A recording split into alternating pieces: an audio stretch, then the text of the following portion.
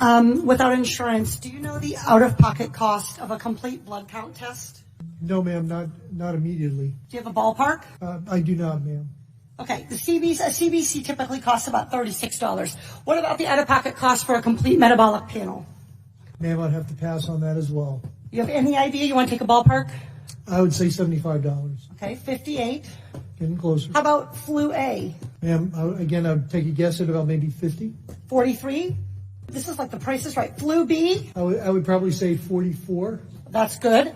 How about the cost of an ER visit for someone identified as high severity and threat? I'm sorry, ma'am, what was the question again? How about the cost of an ER visit for somebody identified as having high severity or high threat? High severity, but ma'am, that's probably about $3,000 to $5,000. Okay, that is $1,151. This all totals up to $1,331. That's assuming they aren't kept in isolation. Isolation can add up for one family already, $4,000. And fear of these costs are going to keep people from being tested, from getting the care they need, and from keeping their communities safe. We live in a world where 40% of Americans cannot even afford a $400 unexpected expense. We live in a world where 33% of Americans put off medical treatment last year.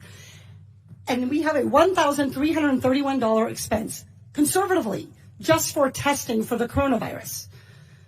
Dr. Redfield, do you want to know who has the coronavirus and who doesn't? Yes. Not just rich people, but everybody who might have the virus? All of America. Dr. Redfield, are you familiar with 42 CFR 71.30?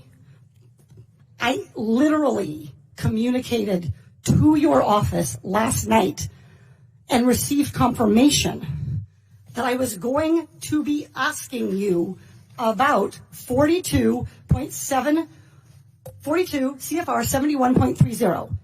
This provides the director may authorize payment for the care and treatment of individuals subject to medical exam, quarantine, isolation, and conditional release. That I know about, and my office did tell me that. I just didn't know the numbers, ma'am. That's Congresswoman. Great, so you're familiar. Dr. Redfield, will you commit to the CDC right now using that existing authority to pay for diagnostic testing free to every American regardless of insurance?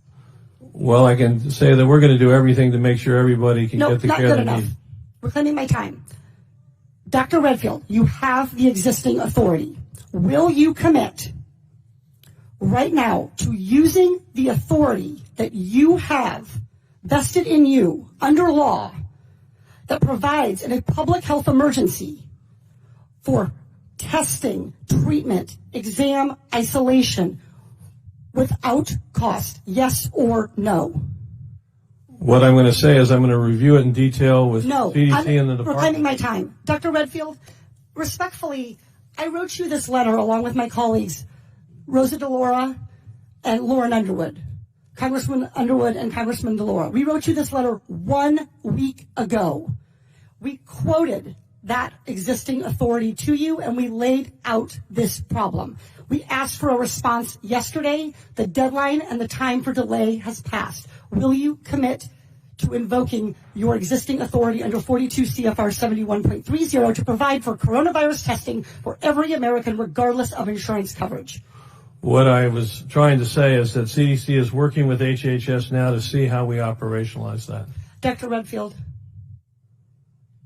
I hope that answer weighs heavily on you, because it is going to weigh very heavily on me and on every American family. Our intent is to make sure every American gets the care and treatment they need at this time of this major epidemic, and I'm currently working with HHS to see how to best operationalize it. Dr. Redfield, you don't need to do any work to operationalize. You need to make a commitment to the American people so they come in to get tested.